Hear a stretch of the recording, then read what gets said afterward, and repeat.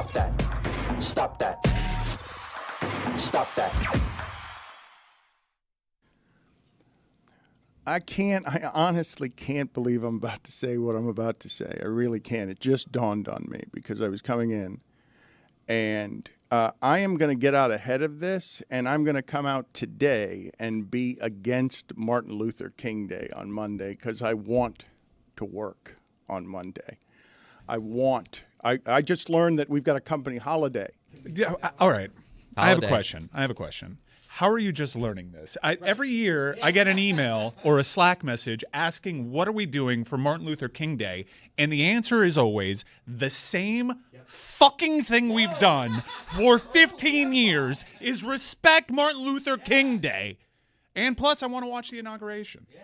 So that's going to be a giant content day, and I was looking forward to it. I've not done this in the history of our company.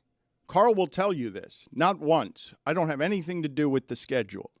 On Thursday, I said to him, please make sure Jess is in here on Monday.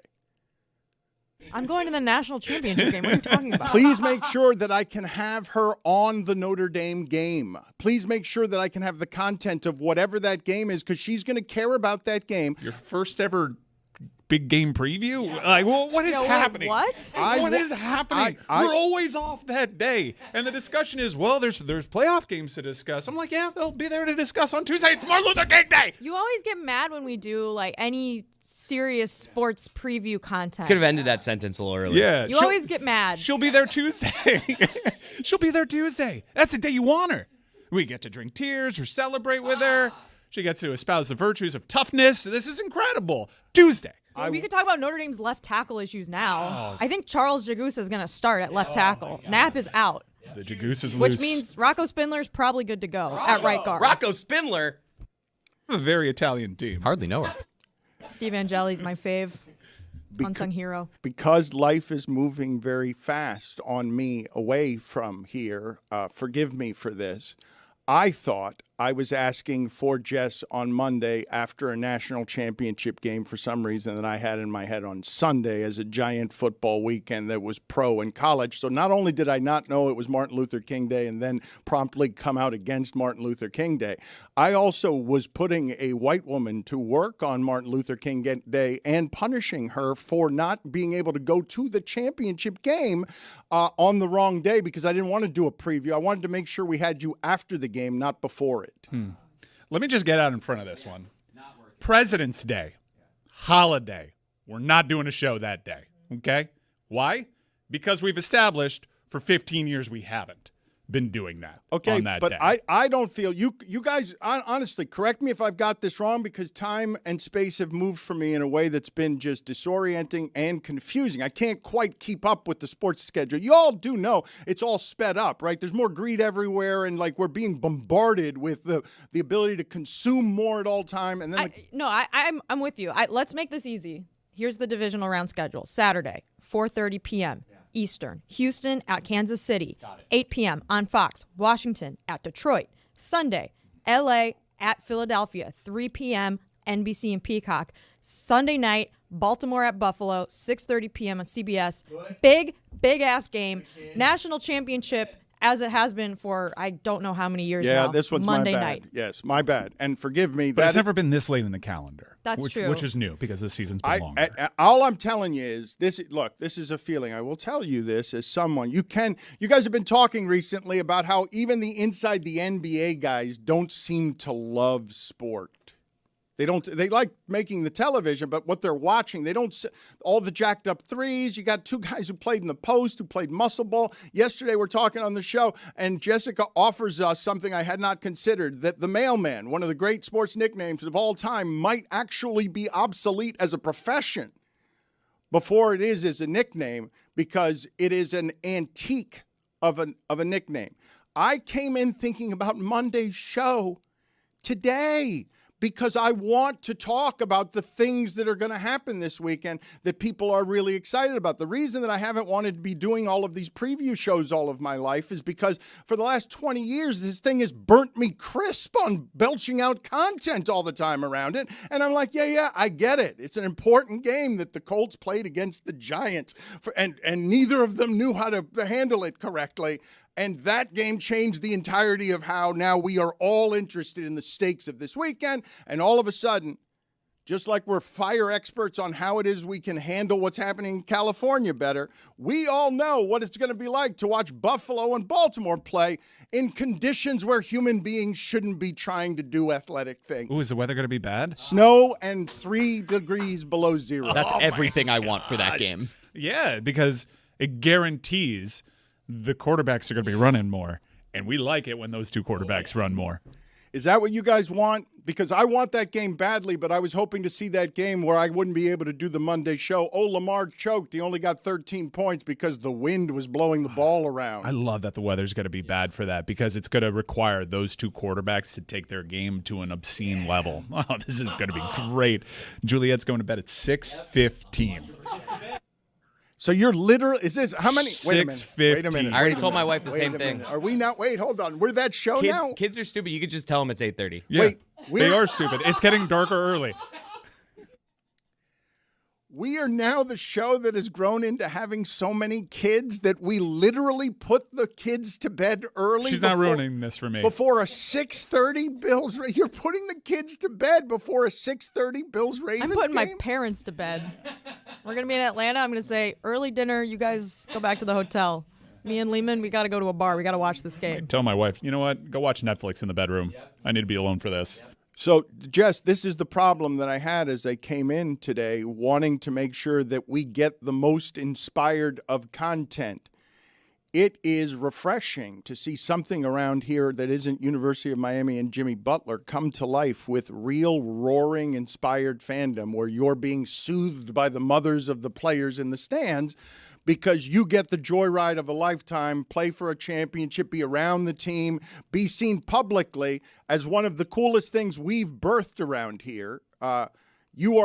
People now know you as something that's associated with that football team adjacent. You're going to the game. You went to New Orleans.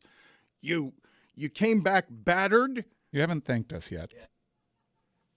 I wanted you to be on after the game, and I'm hoping to bask in you wearing a crown because you're a national champion. Like, I'd love to have our show have something be adjacent to that and feel Not like all it of did us with are the rooting for that. Panthers. Like it did. You may be alone on that one. Lucy and I will have a new Gen CFB this week in which I talked about a little bit of my thought process going into the game. Best case scenario, Notre Dame wins. I retire from my job. I move to an island somewhere. You never hear from me again. My life's work is complete. Love that for you. It's over. I have nothing to live for. I'll just paint like pictures or make greeting cards. I don't know. Like do one of my life's passions somewhere. I don't need anything anymore. I'm happy. I'm content. My soul's complete. Or Notre Dame loses. They're the second best team in the country this year. I keep doing what I'm doing. Either way, I'm a happy little clam. And my life has renewed meaning. So I think you underestimate how you might feel both ways on Tuesday or what I thought was Monday, which made me against Martin Luther King Day, because I want the content of this. I'm down for the idea, Jessica, of making the stakes something similar to that, where if they actually win, you get some sort of Meadowlark bonus package that sends you off to an island somewhere for a couple of days to be the champion queen of Notre Dame or whatever. Like Jess wins a trip of her choosing as the champion, as the public sportsman for Notre Dame when it's very much us against the world, Jess. Terrible negotiator. And do Roy, Mike, and I get something for this Panthers championship that happened a few months back? I mean, what are we doing here? Oh, we get to keep our jobs, and she gets a bonus vacation. Yeah, that seems fair. Yeah.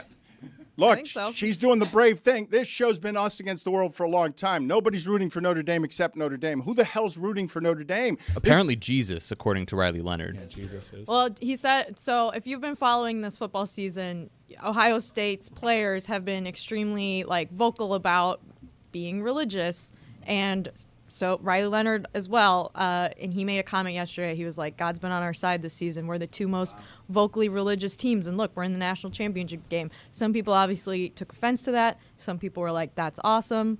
I don't know. I just know Jesus hates Texas and Penn State. It's a god-off. But why don't... Colorado's also religious.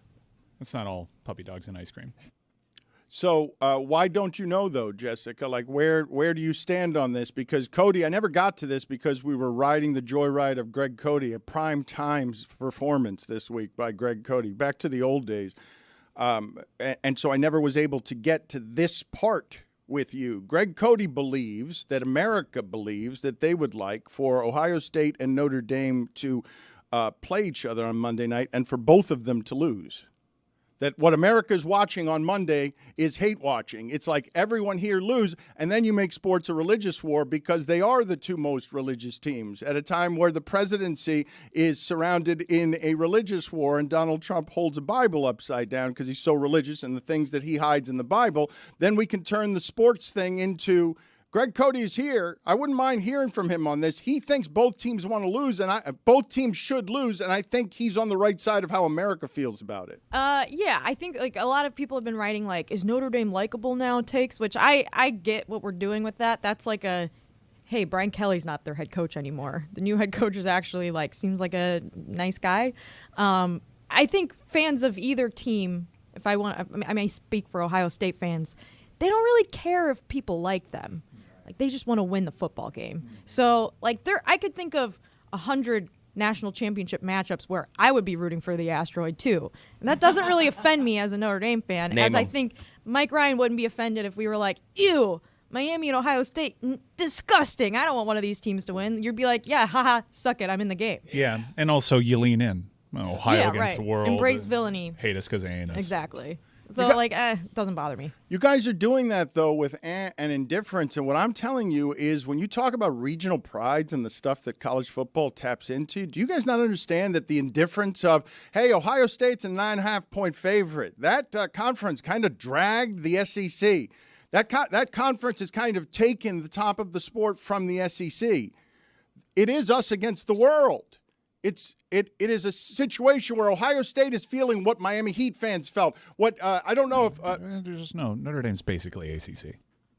No, please. Basically ACC adjacent. No. Again, on Gen CFB, Lucy said, I consider Notre Dame spiritually Big Ten, and I threw up on my sweatshirt when she said that. No, spiritually, Notre Dame is nothing. If anything, they're partially ACC. Catholic, I guess, technically, but not in a conference. Jim Phillips sucks. Is anyone going to be watching Monday agnostically? Honestly, like I've Jess knows this. Like I've kind of been on Notre Dame for a couple months now. I love their style of play. Loved how they rebounded against Northern Illinois, and there's a lot of reasons to hate Notre Dame. Historical rivalry with Miami, Al Golden's stupid face. Yeah. But I'll be damned. I like this Notre Dame team. I like the way that they play. It's old school. They are gutsy. They are tough. I know that was a big discussion last week, but I was marveling at their ability to climb back into that game. They had every reason to quit in that game, and everybody would brush their hands off and say, that's a great season. Also, you overachieved. I do want to go back to something I said last Friday, which was like they played bad in the first half, and then they just like played tough in the second half. Every coordinator after the game was like, yeah, we didn't really make any halftime adjustments. Like, we just played, like, Al Golden was like, we just played better in the second half. So that corny analysis was accurate. And I will say one more thing. Al Golden has done such a good job at Notre Dame. I know several people that are like, no, he is the hot coach of the football team. They love him. They love his glasses. They love his rosy cheeks. He's got, like, early onset paterno. He looks like a different person. Like the way that Greg Williams came back to the NFL, Al Golden looks borderline unrecognizable, and it's not just a necktie. Like, he looks like an older man now. And have you seen him distinguished? Have you seen him be interviewed? Like, they've asked him, hey, you're a leading candidate for the Cincinnati Bengals DC. And he's like, huh? I haven't left the building. And I believe him. I feel like he hasn't left that building since he signed there. I think that's true. But going back to your point, Dan, like if Mike had said, I hate Notre Dame with a burning passion, I want them to lose by 60 points, I want them to have the most embarrassing game ever, I would be like, that's fair. I get that. I also hate Ohio State, like a lot, because of the Fiesta Bowl. So yeah, I've seen Ohio State win national championships. I haven't seen Notre Dame win a championship in my lifetime. The last time they won a national championship, the radios were tinny, and I was all like, "Chubby Checker going down the sideline." Weren't you born in the 80s? You were probably like 6 years old. I don't remember them actually. Come on, not the co-championships. No one Mike, recognizes that. Mike, BS. you just gave me the idea. 1988? I know how this game needs to end. That was 3. It needs to end with Notre Dame winning on a questionable pass interference call. Oh yeah, I'm down for that. Down for that. You know who's really in a pickle right now? Michigan fans. I've heard several different. Sorry, you have a little schmutz on your face that distracted me for a second. I'm sorry. Is it a booger? No, it's like a little fuzz on the other side. Yeah. Can you get It looks like a bug, actually. a bug? I don't think it's a bug, but That'd be horrible. because Michigan I got it. It was a little fuzz. Michigan fans, they don't want Ohio State to win, obviously, but then at the same time, they're like, well, if Ohio State wins, we've beaten the best Ohio State team in like a decade, and so that means like we're actually the best. But then at the same time, they're like, if Michigan finally won the national championship last year, and then Ohio State comes along, they're like, what? Like it's hard? Like you don't want them to win. They're a hated rival. Dan and Jess, I saw like one of these things like be bandied about on the internet, like, well, the expanded playoff makes like the regular season meaningless, and it makes upsets like Northern Illinois super meaningless. I'm like, what are you talking about? Can you imagine if Notre Dame actually wins the championship? That Northern Illinois upset lives forever. Oh my God! All the championship pennants with like the scores of every game, and this NIU 16-14. That would be amazing. I said this last week, and I stand by it. If Notre Dame wins the national championship, Thomas Hammock gets a ring. Yeah, he gets a ring. I'll give him a statue. Wow. Yeah, that narc. And he'll have the second best. You know what he dunk of his did, career. right? After he beat Marcus Freeman, he's like, hey. I'd love to give you some tips on how we beat you. Oh. And he like gave him like the whole playbook, and then Notre Dame's been damn near unstoppable since then. Oh, well, that's not. And it's a little unfair. Thomas Hammock was like, here's how you beat Notre Dame. Have Riley Leonard have the worst game ever as a starting quarterback. It's like the these analysis after the Penn State game, right? Just like play harder, and I'm like, oh, thanks, thanks, I appreciate that. I find that refreshing. No convoluted. We started spying. None of that. No, we just executed. Yeah. We laugh at it, but like sometimes, I don't know, if you've ever been in an athletic pursuit, sometimes you just, you have to dig really deep. And some days you do. Some days I run a 9-minute mile and I'm slow as shit and I feel like ass after. What's happening? Some days I dig deep. What's 7.5. happening on those? What's happening on those? It's 9 minutes? mental. It's totally mental. What's going on? Give me the dialogue. You're slow as shit. You complete asshole. Run faster, you dumbass. I'm really mean to myself. Do you answer? Do you ever answer inside your head? Because I have I'm like, I just worked out yesterday, you there you bitch. go. Fuck you. That's what I wanted. And then when I'm running fast, I'm like, I'm unstoppable. I'm the fastest man in the whole world. No one can stop me. I'm so good at this. I'm so good at running. And then there's like 7 people zooming by me. Rage running and loving yourself at the same time. I have a lot that I want to throw back at you guys because, Chris, do we have sound of Mike doing Chubby Checker the last time that so slow. That Chubby Checker ran down the sidelines? I don't know if we have that sound, but I do want to ask the audience. No, I'm not, Bane. Misogynist Bane is the voice in her head that tells her that she's not Women fast. shouldn't even be allowed to run. Their uteruses will fall out. No, it won't. I think. Is that even a thing? Put it on the poll, please. Does Al Golden have early onset paterno?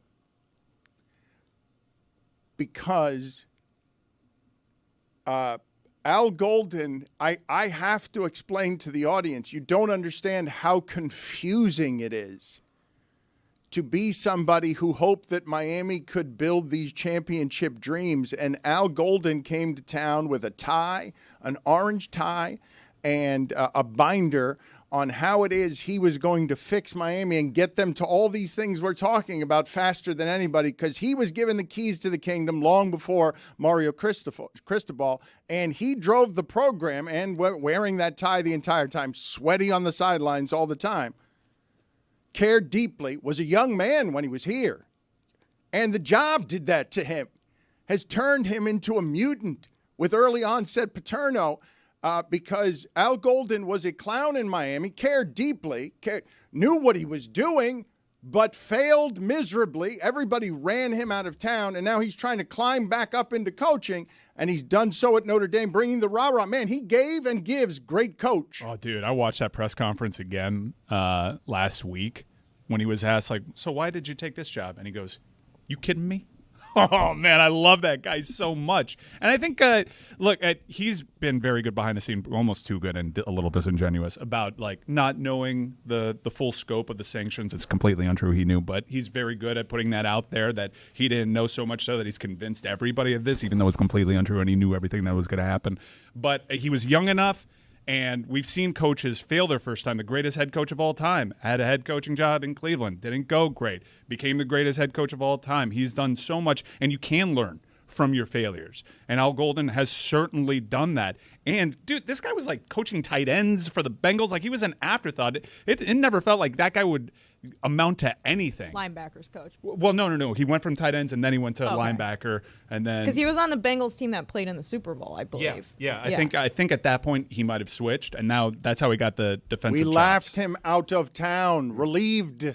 Dude, his final act was Dabo like sunning him at midfield in one of the more embarrassing results in program history. 58-0 that game? Yeah. He was like, 40 when Miami hired him to be the head coach? Like, he was the head coach at Temple and then came to Miami. And you're saying that he knew Miami was on double secret probation or whatever the hell I'm saying happened. Al behind the scenes is very good at convincing people that he didn't know the full scope of the sanctions when it's not totally true. Al Golden is in his 50s? He's like, these things suck up on me. It's not exactly accurate, but it's okay, man. Like, at the end of the day, I don't like Al Golden. You're the DC. But I don't know. I was like in middle school when this happened, so. He looks like he's like 70. Yeah, I don't know what's happening. Like, it's wild. Al Golden? Now, yeah, it's wild to see. He looks old. He looks younger than Dan. No, he doesn't. How dare you? Whoa, How no, dare he you? doesn't. No, he doesn't. That's just a clean shave. I want side-by-side photos of me and Al Golden immediately because you're telling me the point I was about to make, Jessica. I cut him. The point, no, I don't you know know why I what? did that. No, Jessica, it's okay. I deserve But Dan it. looks young. That was my point. Jessica. Dan doesn't look 70. No, not a kick save in a Butte. Jessica, I swear to you that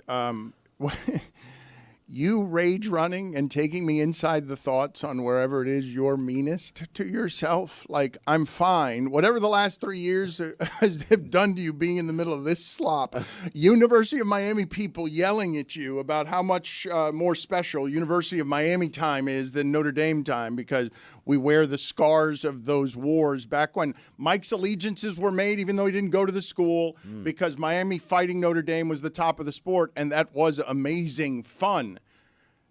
I need to celebrate the fact that Notre Dame is here because the stakes for them. I can't believe that what I'm about to say.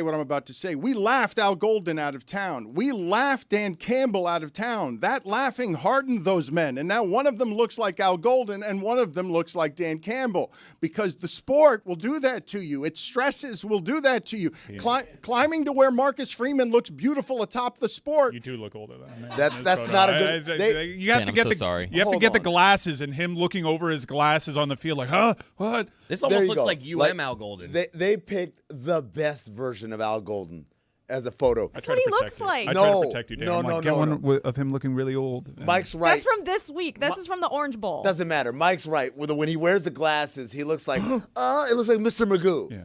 Early onset Paterno. Then we need a glasses photo of Dan to go next to it. Yeah. Oh, well, damn. And just put your glasses on. And also, Put you're moving the goalpost. When you never said glasses, no glasses. Hold on. I never pretended to not be. We're going to do this fair. Dan, put on your glasses right now. Yeah, you got to. Dan, put on the glasses. I will. Dan, don't talk. Put on the glasses. Put on the glasses. Don't say a word. Put on the All right, glasses. see, he looks really old there. He looks like, Christopher that. Walken in Blast from the Past. He looks weird. How I don't dare think he you. looks old. That's early onset Paterno. We'd all agree.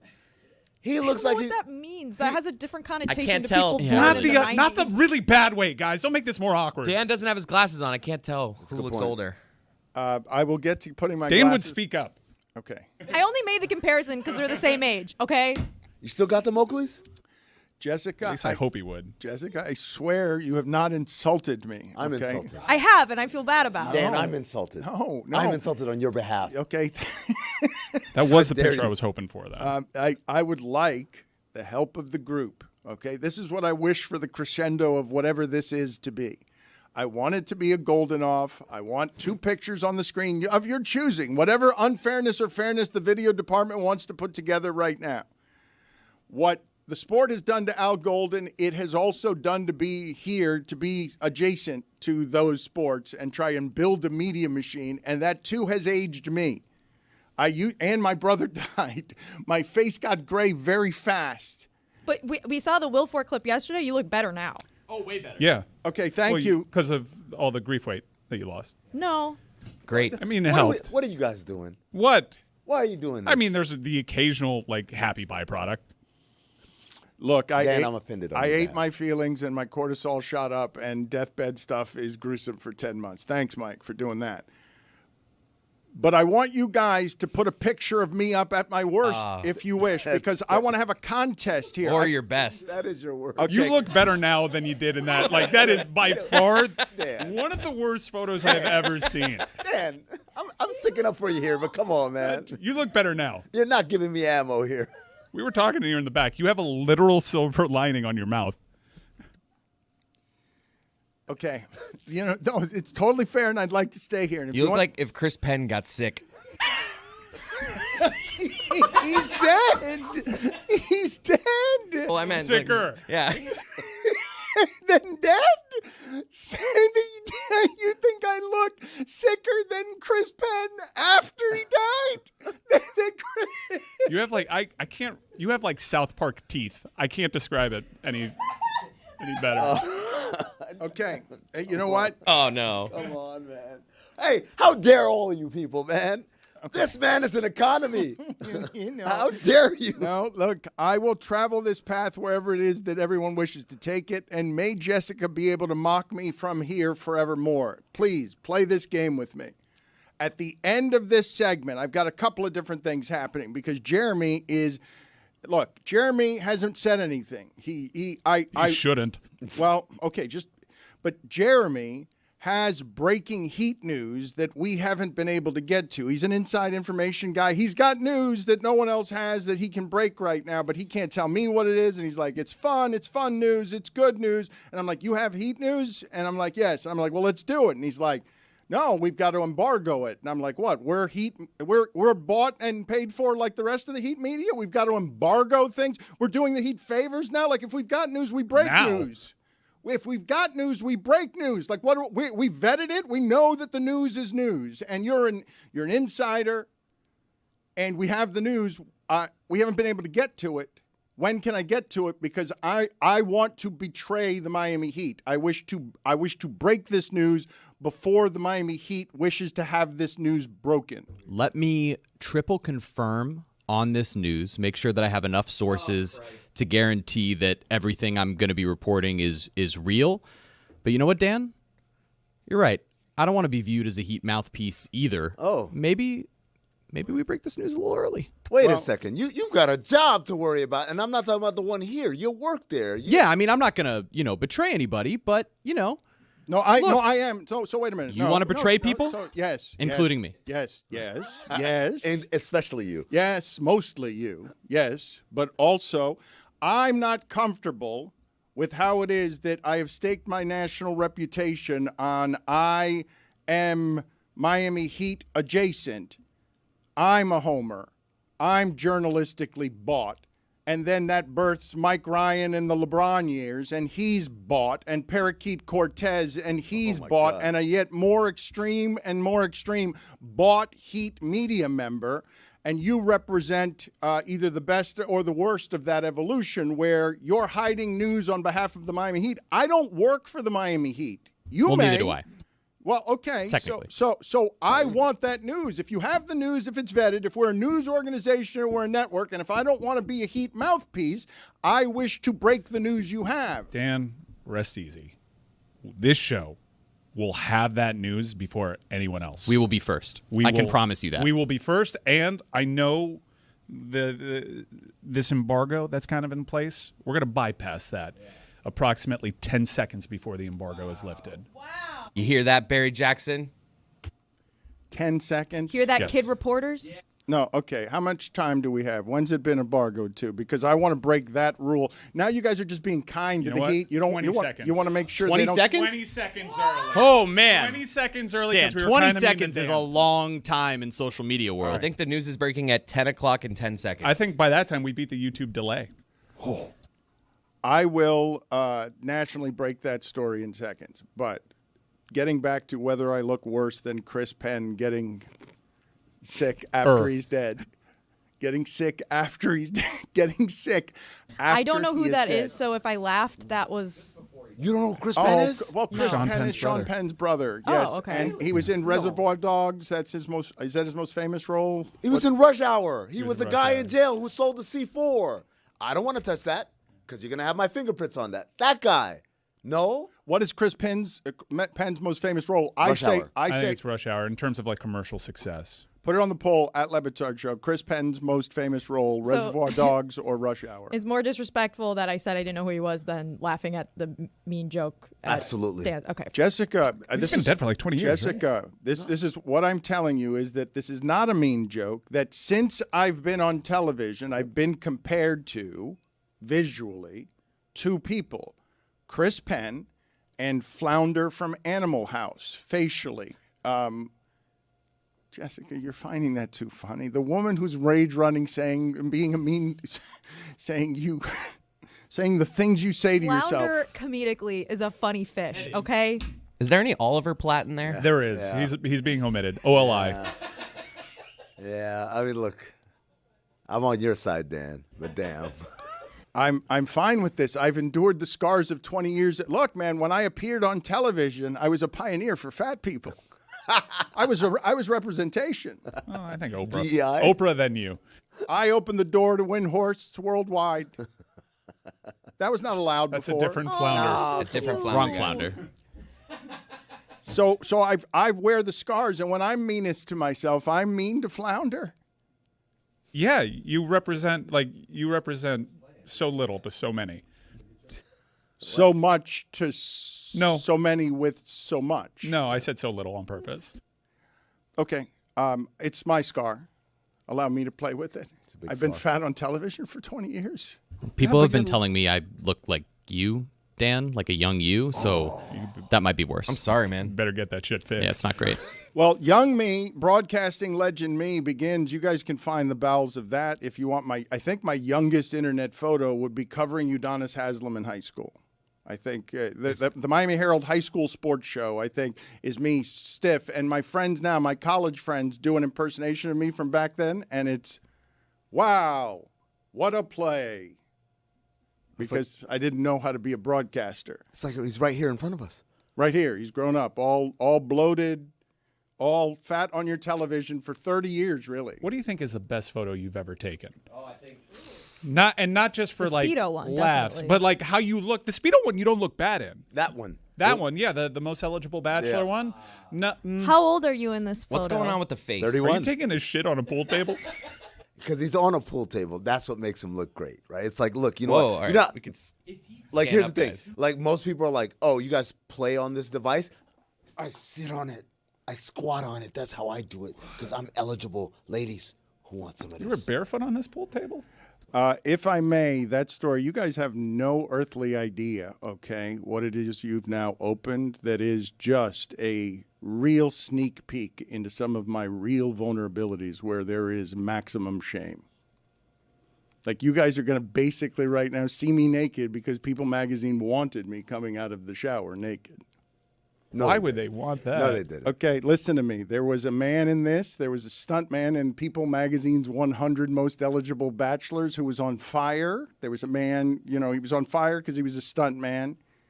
They made 3 requests of me. This was the least bad of the 3, the only one I was willing to do. However, while I was doing it, What were the other 2 requests? Go back, finish. yes, of course. I mean, I know how to do my own show.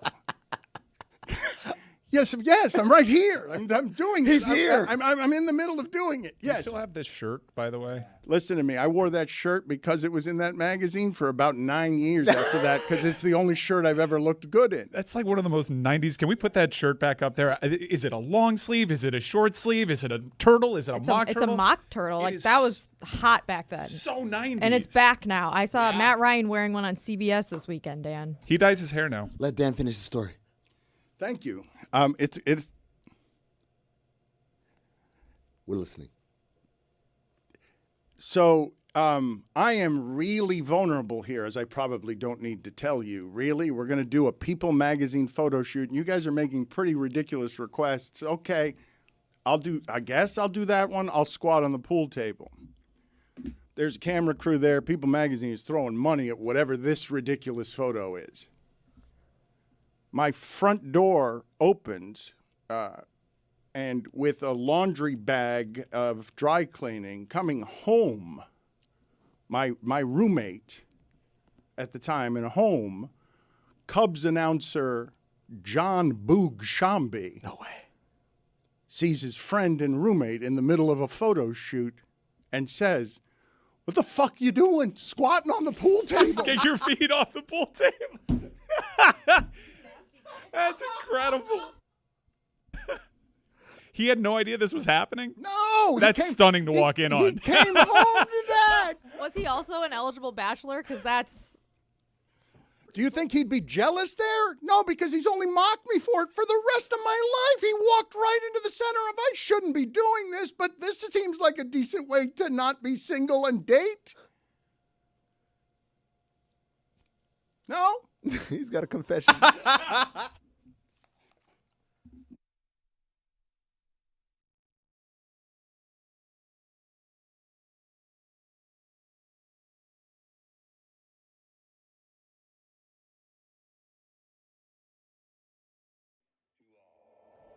Welcome to 2022.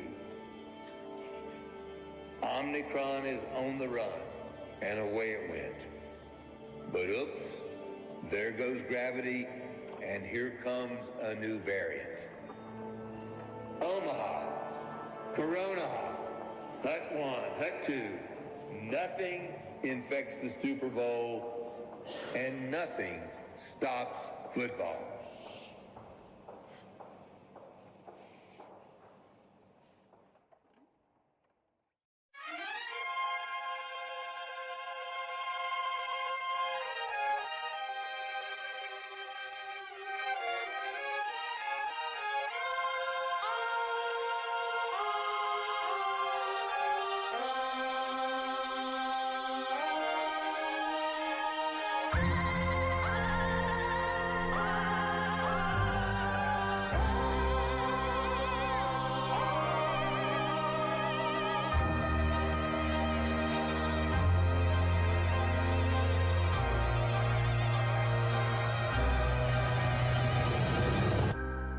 Racism, greed, trauma to brain and spine. And yet, I cannot look away. Heroes are dead. Science has their heads. Oh, is there no escape from here? I need to know. It eats my soul. Nothing stops the NFL.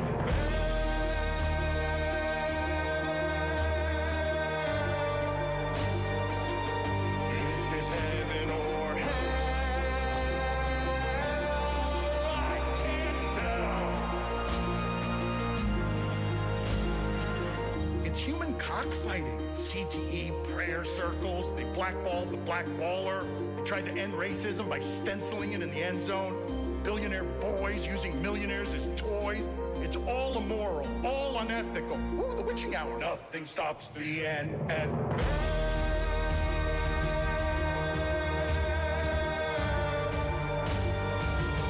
Is this heaven or hell?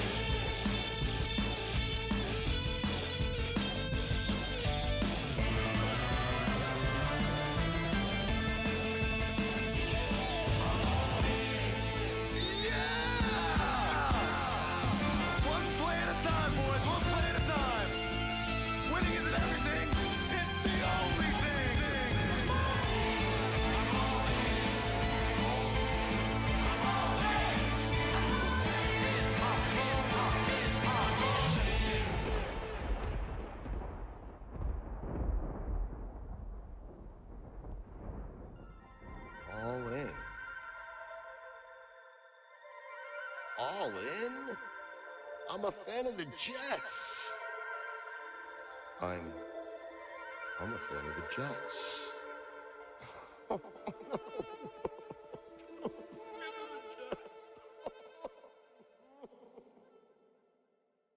The Jets.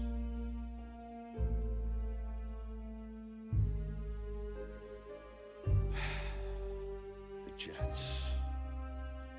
Why this team? The Jets! The Jets!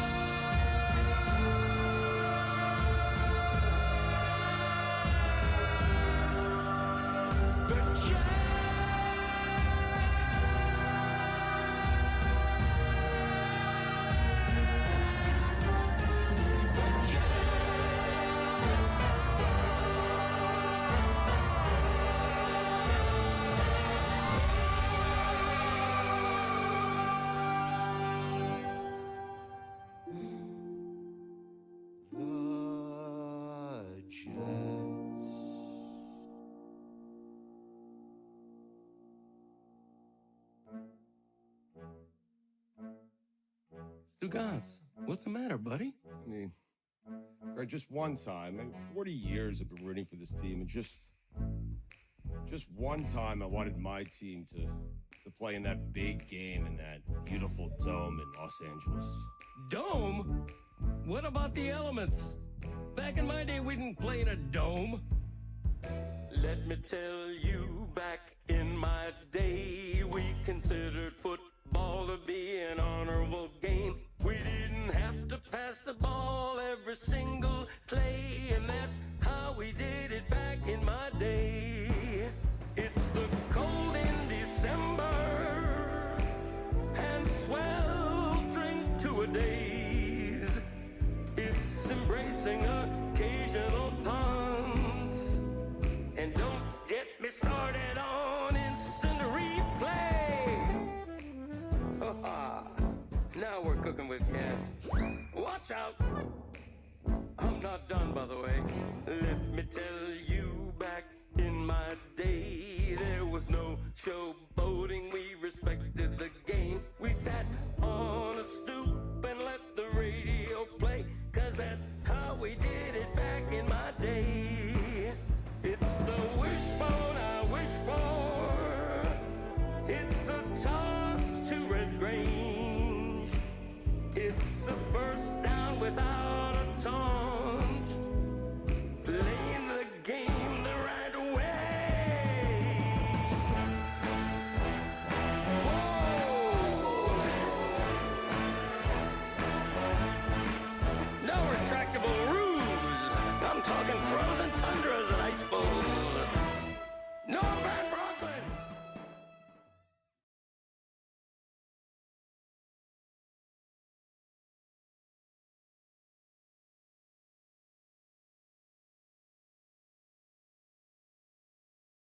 Just now, Yeah. my father said, "What are you doing?" I said, "TV," and I took a picture. Oh, that's cute. Speaking of cute, we have a question for you. Very important one. We're going to put two men on the screen, and you are going to tell us which one looks younger. Oh, okay. Don't worry about anybody's feelings here. Just give us your honest appraisal. Dan and Al Golden. Diana The Rossini. player in the background. Dan looks younger. Yeah. So I think you can judge, you can figure out people's ages, I have found, by their eyes. Mm-hmm. The lines around their eyes can usually tell you. And I think Dan has really nice eyelids. They look young. What is the Is Dan What's the helping age his difference? case by casually flexing his biceps right now? No, I'm like we uncomfortable. wouldn't I thought he was notice. surrender Cobra. John, look, man. I do the same thing all the time. I'm like, yeah, so the Cowboys are looking for somebody to come over. Look at that. Dude, I Hey, put like an Diana. hour in the Yes. gym in the mornings. Whoa. I'm going to show this off. Dan's showing it off. You said you have I was nice not- eyelids. No. Nice eyelids. It's okay. Your hair is small. Did you get a blephaloplasty? Is that what it's called? I am not comfortable with this group of people objectifying me. I object in 2025 to all of you leering at me and saying I have nice eyelids. You've been fat shaming the shit out of me on television for 20 years. Well, your eyelids are not fat. I think it's almost impossible to have fat eyelids. Not true. So you heard Jess just talk about this eye thing. You guys definitely don't know what she's talking about. I know what she's talking about because I'm going to guess our algorithms on TikTok are the same. Thank you, Diana. Save me.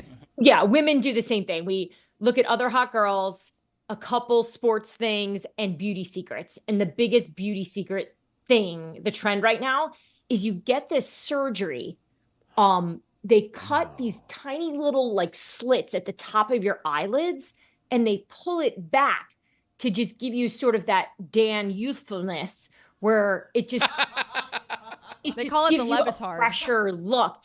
But the thing that's fascinating about it is the women that are doing these, they're documenting every day. And when you look at the photos of the first 2 or 3 days of recovery, it is the most frightening image. Because there's obviously all these little slits around your eyes, an area that you would think is so sensitive. But it works. Then you look at the before versus the after, and you're like, oh my God, they look 10 years younger.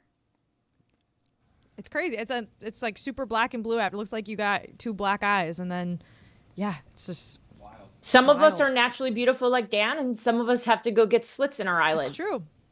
I would like for the video team to find whatever video they can of me, young or old, because you guys think you're hurting me in some way by telling me I've been ugly or am ugly or my face is bloated. You just alluded to that. Or I only have nice eyelids. We're comparing 2 hot guys to each other, Dan. You know what?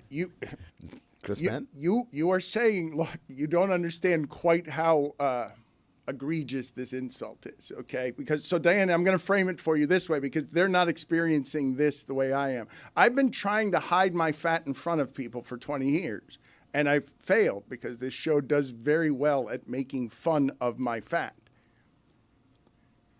Do you know who Chris Penn is, Diana? That's Oliver Platt. That's Oliver Platt. Close. It's easy to get the two mixed up. Yeah, y'all are being disrespectful, man. It's an unfortunate image, disrespectful so-and-sos. That feels almost intentional. Honestly, this is better than Chris Penn, though. Yeah. No way. As in more accurate. But all right, Well, put up because Chris the eyebrows. Penn now, guys. The eyebrows are a little closer on Who Platt. is that doppelganger? Don't say that, Diana. You're making it worse. You think I am Oliver Platt's doppelganger? Okay, look. No. I would like for you guys. Whopper gang. Guys. Oh, God. No, that's Chris Penn. No. Oh, you don't like that First one? of all. Okay. I mean, that chin looks like he has a +1 to whatever event he's going to there. There's a lot going on there. You Rest don't in have peace. a chin like that. Rest in peace. Okay, He's listen, been dead for 20 years. Diana, lest you think they're being cruel to me, okay? The way this started was... Not Robbie Coltrane. Come on. Hold on. Oh, what are we doing now? We're just throwing up fat people at this Hold on. Look, Can I see him clean shaven? Guys, let me explain something to you. There is simply nothing you can put on that screen that I have not already been lashed with, so have at it. Just let me get through the part of the show where I'm explaining to Diana the incredible cruelty she's walking into, and I want her to have it and be able to play with it. You're coming into a situation, Diana, where they have accused me of looking older than someone that they're accusing of having early onset paterno. There's Hagrid without the beard. Come on. None of the baggage associated with Paterno, just like the physical We have appearance. compared him to 2 different deceased people. Paterno was an 80-year-old coach my entire lifetime. He was an old man my entire lifetime. They're saying I am older than someone with early onset paterno. But that's not the worst of it. The worst of it is they have said that I look worse than Chris Penn. They say I look like Chris Penn died, which he did, and then got sicker. Oh, come on. Now we're just putting up any fat Fluffy. person. Now we're come putting up on, the comedian man. Fluffy. Dan, you Got don't good look. skin. Hey, he does Don't have look good like skin. him. But that's also touched up. Yeah, that's a Photoshop right there. Well, touch me up. Well, Phrasing? It's an HR issue. We should try to see what Dan would look like with the filter. Like just a light, Jess, you know the ones we use on Instagram and their stories. They're just like these very light skin smoothing filters. I think it would be I don't use them, but yeah, it's okay that you use them. Jess, you're just all natural on social. You just lean into this is me, accept me, all the flaws with it. Yeah. You don't do that. I mean, there's no filter on those biceps, Diana. Yeah. Well, it's called You're Naturally Beautiful, and everyone knows that, and it's frustrating. But some of us who are older, a lot older than you, Jess, we have to, make ourselves feel a little bit better. So you slap that filter on. Oh, no. But for Dan, like, first of all, I don't know why you guys, I think the problem is Dan's always been the oldest person on the show. So to everyone that works with him, he probably feels like he's 60, but he's just been doing it so long. Dan, Dan, how old are you? They put up 2 photos of Dan just now. I mean, he's almost 60. I'm 56, but I've got early onset paterno, and I look sicker than a dead Chris Penn. You look good. And also, like, you being sad doesn't do great for your lines. So I have a question for Diana that's a football-related question. You're a mother. Are you putting your kids to bed before Ravens-Bills like the rest of us responsible parents? Because no child should see what's going to happen at Orchard Park. This is one of the biggest games of all time. I agree. We're actually having a major problem in this house because I am covering the Rams-Eagles game in Philadelphia. And as you guys know, my husband's family's season ticket holders. So he's attending the game as well. And we don't have childcare at this moment. So we're trying to figure out how we're going to leave New Jersey to go to Philadelphia so I can do my job and he can attend. And I would think you guys would understand that. Don't you think that I should have the priority because it's my job to attend the game, to cover it as a journalist? He's making the argument that his family's had season tickets since 1974. And that while he understands it's my job to be there, he thinks that he should have the edge this weekend in case we don't have the childcare. In fact, I would actually like your answer because someone needs to solve the problem here, unless, Michael, you want to take over and watch Mikey and Joey for me. Well, Diana, I have a question, first of all. Without getting too personal, how old is your husband? Was he alive in 1974? Kev is 39, so no. So they had a strong, decade of doing this without him. They'll be fine. His family is fine without him. We live 2 hours away. They are surviving. You should not have to justify anything beyond I'm working. I bring in money for this. Oh, well, but hold on a second. Yeah, I would just ask Diana this genuinely.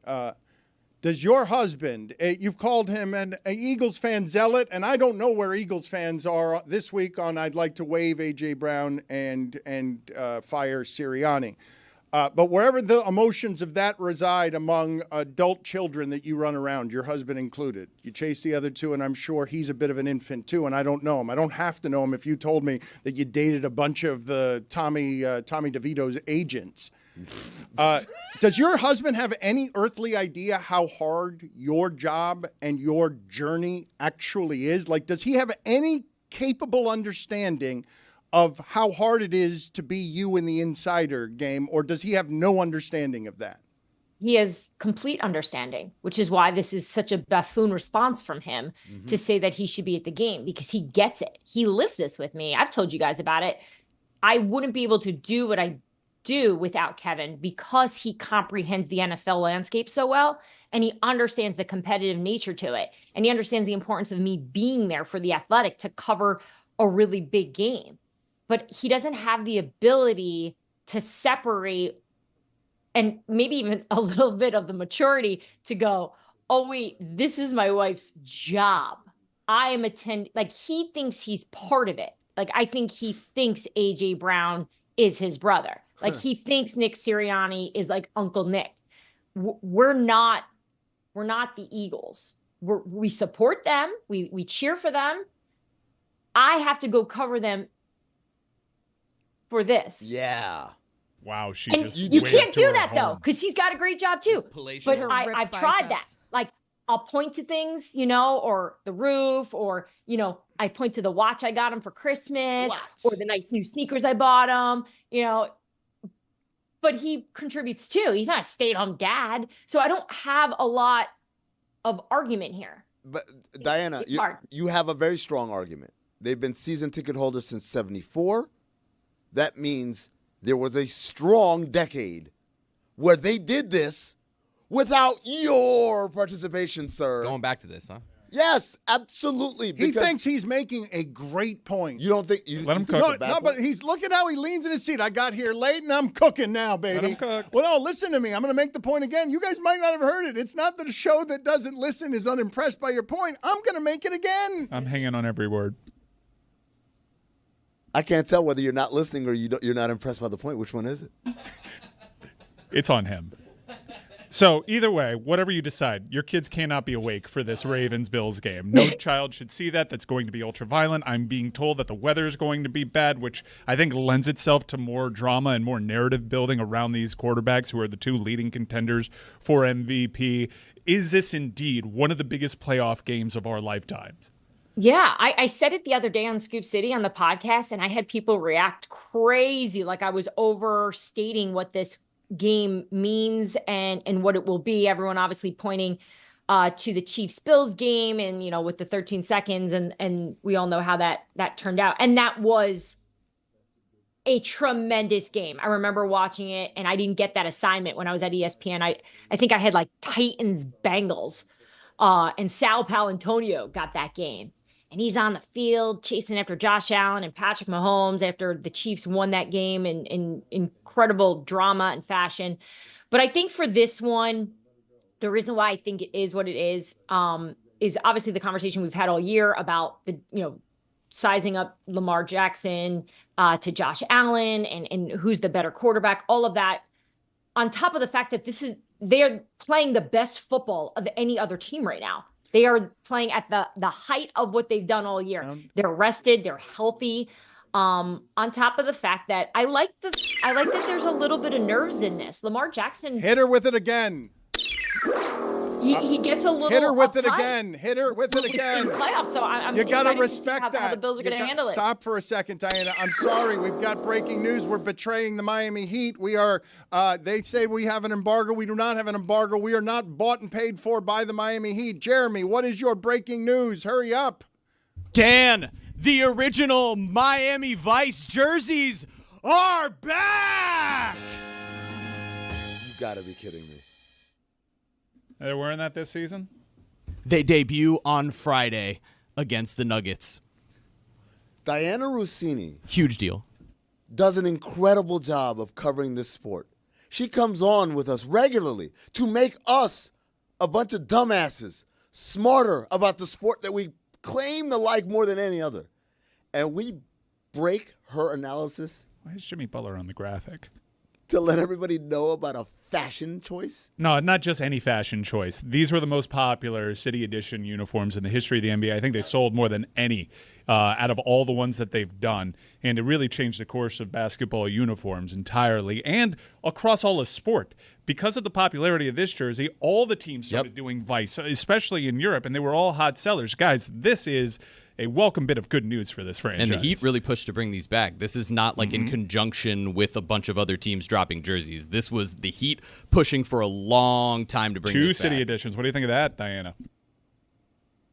I think that was a really good move because it gave me a chance to catch up on some stuff. I have 15 missed text messages, including some coaching stuff. So thank you. Yeah, this we're was wasting. good. I'm excited. Right, These jerseys are going to be hot. Yeah, Diana, I'm sorry. This is disrespectful to you. All of it is. And Jeremy, we're a marketing arm now for this team. It's disgusting. Like, what do I put him on? Here, let me see. Hold on just a second. That thing just. Major penalty on the ice. 5 minutes for spreading propaganda. When did we get that one? Oh, it's personalized. And also. Major penalty, 5 minutes, high sticking.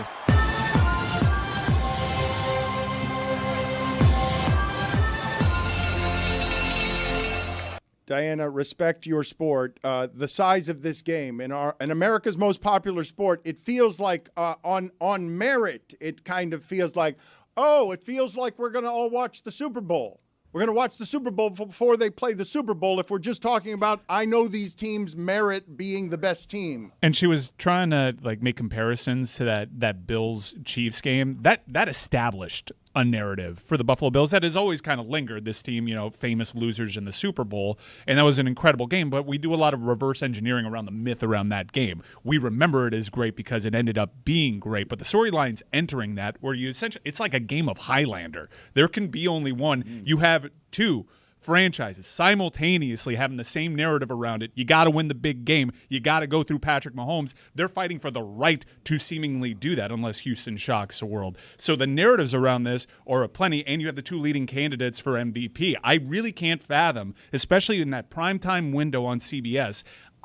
This is the biggest divisional game of my lifetime. Diana, can you put it in the historic context as well of this, which is, for 20 years, this sport became this popular because being atop the AFC East was where the Patriots could live, getting byes every year, winning championships, doing what Kansas City is doing now before Kansas City did it, which is, the best one only gets one of those to me. I'm getting a bye, and I'm going to play a team in the next round. I'm not going to have to go through both Baltimore and the Bills. The Bills go 17 years without winning a playoff game. They get Josh Allen. They're at the top of the sport. He's playing the MVP, an organization that it can be argued is, if not one of the best three in all of sports the last 20 years. The Ravens are an organization that births excellence, and they'd be something closer to the Patriots, if not for the Patriots existing, because that team has been that good for that long. This game and the history of the league and the stakes, what is it? When Mike says it's the biggest one ever, do you say, no, it's bigger than that? No, I think Mike said his lifetime, which I'd say the last 10 years.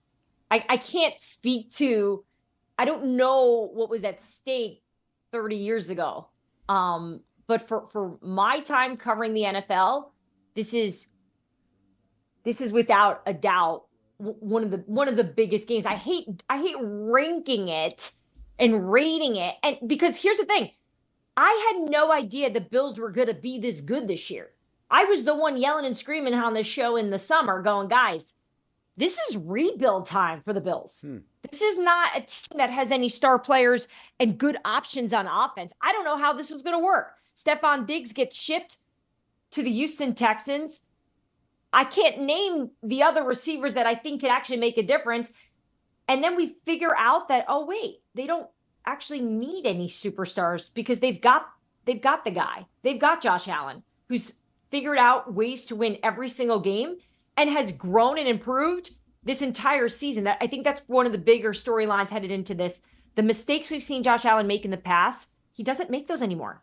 He doesn't. Well, and he's cleaned that up. Diana, you say that's cleaned that up. I didn't know that was a thing that people could do. I've seen it in my lifetime with Tiki Barber. He went from fumbling to not fumbling. But for Josh Allen to go as an evolution at the position, like when I say the evolution of the position, quarterbacks who can move, throw, do both things, be a running back, throw the ball, to see him become a player who is that team turns the ball over historically less than any team. Like they're not only not reckless anymore. That's a team that is as good as it is and has eliminated all the Bills' stench precisely because Josh Allen doesn't give the football away anymore. That used to be the knock on him. When I would talk to defensive coordinators before their games, especially the big ones, I can remember specifically with Cincinnati, it was kind of, let's just wait to see if he makes a mistake. Let's see him throw the ball away and let's take advantage of it. Let's take advantage of, especially in the red zone. And they can't do that anymore. They can't do it because it's not happening. And I can tell you the Ravens defense already is going to have their hands full with this offensive line in Buffalo because they're another unit I think that's been underrated a bit or at least overlooked at times. As we saw them handle the Broncos front with ease last week. They're also really deep too. They've suffered injuries, especially in that game. They suffered a big injury. Number 70, I forget his name for the moment, but he was dominating. Went out of that game. That was, as you mentioned, one of the best D lines in the league, one of the best defensive fronts. And this, I think, what have they allowed? Just 14 sacks on the season for Josh Allen, who leans on his mobility and his athleticism, can hold on to the ball a little bit longer to make plays. That's an insane number for sacks surrendered. I was talking to someone in Buffalo right before I hopped on with you guys. And we were just like having like broad stroke conversation about keys to the game. You know, what are you guys thinking about? And it's just so funny how like the simplicity of some of this can be. Like, I know we could spend an hour deep diving into the X's and O's of what the difference will be, but his answer was just like, slow down Lamar, you know, like, because at the end of the day, that is going to be the difference. Can the Buffalo defense figure out a way to slow down Lamar? Because, oh yeah, there's that guy, Derrick Henry, in the backfield now too, that they've got to worry about. And it's no longer entirely on the quarterback. And that's the edge the Ravens have now. Even though we've seen in years past, teams have struggled stopping Lamar too, but now they got to worry about both these guys. On top of the fact that Todd Monken's done a really good job with this offense outside the run game. There's obviously options in the passing game. So I do like this time of year where you want these answers of the smallest of details. But I think that's also what adds to how awesome this game is going to be is it going to be Josh Allen or Lamar Jackson? Who's going to play better? And that's going to be the answer to who wins this game. Someone just tweeted this one at me. I'm not sure who this actor is or if this is offensive in some way, but I guess that's a dude from Rounders. That was a dude that was trying to collect from Ed Norton in Rounders. Are you sure that's him? I know Rounders pretty well. That doesn't look I'm like pretty that sure guy. that's a dude from Rounders, man. I Dan, just saw Rounders, dude. Is there a guy, an actor, someone famous, Dan, that people have said you look like that maybe you don't see, but you lean into it? Robert Pastorelli. That's his name. I don't. This flounder is the answer to your question. Yes. Well, that's the first one I got. So this is. So I arrive on television and I'm fat, and Tony and Mike are very popular on Pardon the Interruption, and it's a groundbreaking show, and they hate me. Everybody hates me because they want Tony and Mike. So I'm the fat guy who replaces Tony and Mike. And so what I get immediately is an assortment. It was my first introduction to people shaming me physically. This way. I mean, obviously they did it throughout my childhood, but I was indignant about Rounders, and I was wrong. I noticed. I just watched Rounders, dude. Mike, do you realize how often you're indignantly wrong? No? It's occasional, but memorable. No, it's all That's the time. Why. No, it just sticks out because it's such a rarity. We got super bogged down in here. He's like, no, Google him in Rounders. You're kidding. I don't know my executive producer at all. No, I need to be right here. Yes, I need to be right about Rounders. Let's interrupt everything so I can be right about Rounders. He was wrong about Al Golden, We'll try too. a different search. Don't trust Dan at all that he's talking about his face being rounder. Don't trust him to use that as material. Need to be right about Rounders. Diana, I've been getting Flounder from Animal House. It was my introduction to learning. I looked like Flounder from Animal House. I believe the people. They said it so often. I must look like Flounder from Animal House. But I did not think I looked like Flounder from Animal House. My self-appraisal was pretty bad. It was not that bad. It was not, I look like a comically fat goofball in a movie that's made fun of by everybody. But is there someone that you think you look like, or maybe someone has suggested it that you don't necessarily see, but you want to take it? Like for example, someone once said I look like Sloane from Entourage. I don't look like Sloane from Entourage, but guess what I'm going to tell people I look like? Sloane from Entourage, right? Like, you take that. You go, okay, I don't see it, but if you do, okay. Who is that for you? I have to think about this for a moment. Amin is very eager to tell me who that is for me. No, I'm just saying that's a dangerous game. See, I don't look like her. Damn it. But also, take that off the screen. Diane, that's a dangerous game you're playing, because then you might end up, not you specifically, but someone who follows that advice might end up like the girl from Love is Blind who kept saying I look like Megan Fox. When people tell me I look like Megan Fox. Dangerous game. It's the most dangerous game. Dangerous game. I get Sandra Bullock too. Dangerous game. Right? Like, I'm better off going Snooki. I look like Snooki. Although she's very pretty too. That's a bad one. She's short also. You're not that short. Yeah, I'm taller. People always think I'm short. I'm tall for a woman. I'm not comfortable with all of this objectifying we're doing in every realm today. I would like to start a segment where Diana points to things in her house with her biceps showing while she wears Eagles green and But claims, you don't like objectifying. Which way is the beach? claims Weird to be back-to-back The thing is, sentences. I mean, I'm doing it right. when she claims to be objective and comes on here supporting Eagles green. I want to go through some fast football topics with you, and not to make you compete against Mina Kimes, but I was legitimately stunned that when we hit Mina Kimes with this music for a long time, it rattles her, and she can be rattled. She'll walk in the wrong place on a TV set and trying to process all the information in her head, which is tons about football, and give it to you clean and crisp because she's got 7 minutes of material, but we're asking her to give us 25 seconds. Are you ready for the challenge of doing this with a number of names? There's a lot of news and a lot of fame around the news. Yes, and I'm aware. Mina and I have had this conversation, so I'm ready to take her down. Okay, 20 to 30 seconds at a time on each topic. We've got a ton of them for you. Tom Brady. Has all the power in Las Vegas. He's going to be the one to make a decision. He's got to have a tremendous influence on that organization.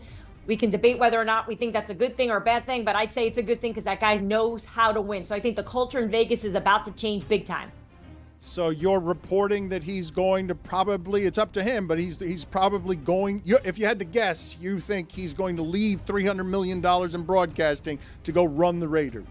Oh, I don't know if he's going to lead broadcasting. I just know he's going to have a very, very heavy influence and say on what they do in Vegas. I don't necessarily think Tom Brady's going to be walking around the facility every day. I could see him probably keeping his home in Florida because his kids are still young. He wants to be around them. The whole father stuff is important to him. But I do know that there's a lot of Tom Brady-ness that is going to be part of the Las Vegas Raiders, and they want it that way, Mark Davis especially. Yeah, the father stuff is important. The whole father stuff. Has in the history of broadcasting there been a dude calling a game of someone he's actively trying to hire? I don't think so, because we've never had an owner in the booth. Have we ever had an owner? No. Right? No, like this is a very peculiar setup this weekend. It's pretty. Does it unprecedented. bother you? No. I see that it doesn't bother me. It bothers me. That setup doesn't bother me, but I am bothered by the lack of pre-production access that Tom Brady is allowed to have. Who is bothered? But I think he could. Look, there's been a lot of discourse online about his ability to do this or his inability to do this, and when a giant thing is not available to him in terms of pre-production, you kind of wonder, well, maybe we shouldn't do this because he's certainly not improving without that access. Look, I think the access is obviously important, but I've been told by teams, actually I recently had this conversation, the best crews need the least amount of time in those pre-production meetings. The most prepared are usually the best, and they don't need to sit there and talk with Sean McDermott about what they're going to do on defense because they usually know because they've watched enough and studied it enough. So yeah, do I think it's hurting Tom Brady that he's not getting as much intel as he could possibly get? But he's Tom Brady. He should be able to know, see, and faster. He's being asked to do things that you're being asked to do as a player, which is identify things, which is why it just goes to show you how difficult television can be because he knows more than anybody. Faster. Yeah, it's so hard to communicate and articulate it in a very short window, which is what you're asking me to do, which is why I'm struggling right now because it is hard. Diana, we've wasted 20 minutes of this interview. We haven't mentioned Deion Sanders or the Cowboys one time. Give me something. I think it's all smoke. I think a conversation happened. Everyone's kind of winking this thing. I don't think the Dallas Cowboys had a plan. I think they thought this would work out with Mike McCarthy. Mike McCarthy's like, nah, I'm good. This isn't what I want in terms of a contract. He walks. Jerry's left going, all right, I got to go find a head coach. This is the Dallas Cowboys, though. Every single person in America that coaches football wants an opportunity to coach for the Dallas Cowboys. So starts making some phone calls, which is what he's been doing the last few days, and he's reaching out to people. And I think Deion Sanders is someone he reached out to.